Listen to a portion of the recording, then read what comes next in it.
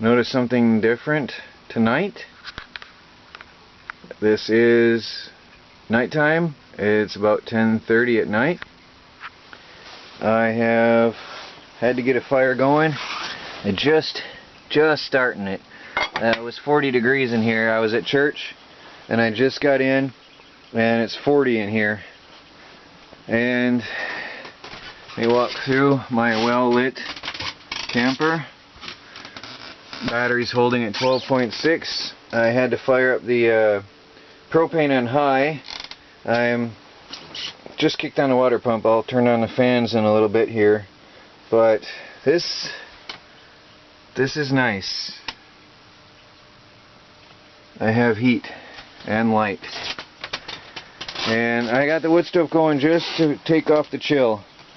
So I'll be shutting that down as soon as I get the chill off of this place, and then I'll turn down the propane on low and wrap it up for the night. But this is a relief. I have light. Well, it's cold. My cat is all puffed up. I had to get the fire going this morning, as well as the propane heater. It was miserably cold, and it's below freezing out. I have my fan going up here, blowing on the homemade heat exchanger. I have my water pumps and blowers going, and I'm holding steady at a constant voltage. There's not yet any sun shining. One thing I'd like to point out, when you're living off the grid, this is going to become your TV. Somebody made a funny comment about that, but yes, this meter is here for a good reason, in a prominent position, so I can watch this all the time. These two meters become very important. This and the outdoor temperatures, of course, and the weather are incredibly valuable, because you have to calculate and measure your amps and watts. Everything you do has to be calculated. If you're going to turn on a light, you have to know if you have enough battery power to do that. You have to monitor the status of your battery banks at all times, and this is something I do constantly, all day, again and again and again.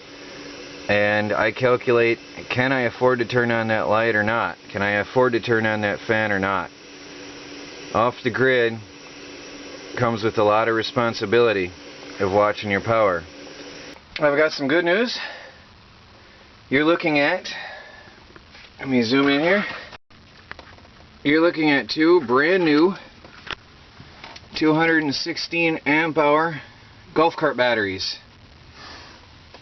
These are 6 volts each at 216 amp hours, and Advanced Auto gave me a replacement under warranty.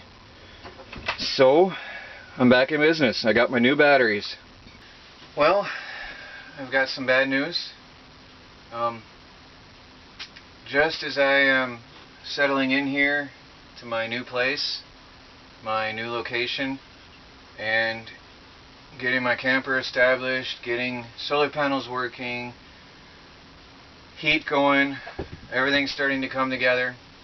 I now have to move away due to circumstances out of my control. I have to move.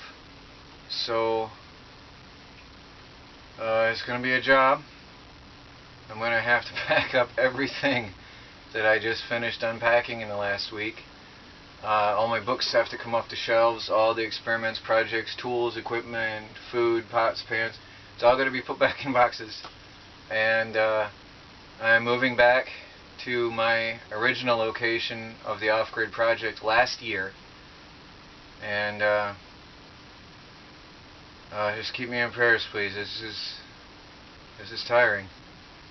But well, we take things as they come and keep moving forward. So, well, I've got my batteries just about ready.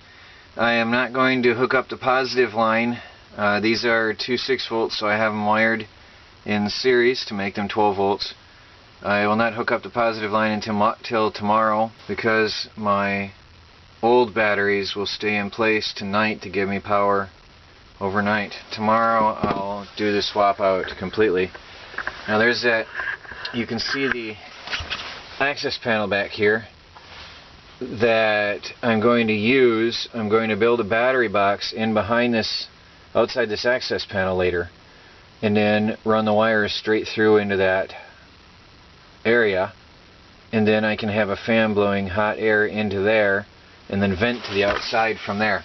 So I have these just sitting here for now inside until I get that box finished.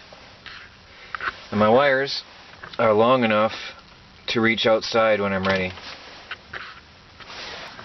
Now somebody suggested that my wires were hooked up wrong.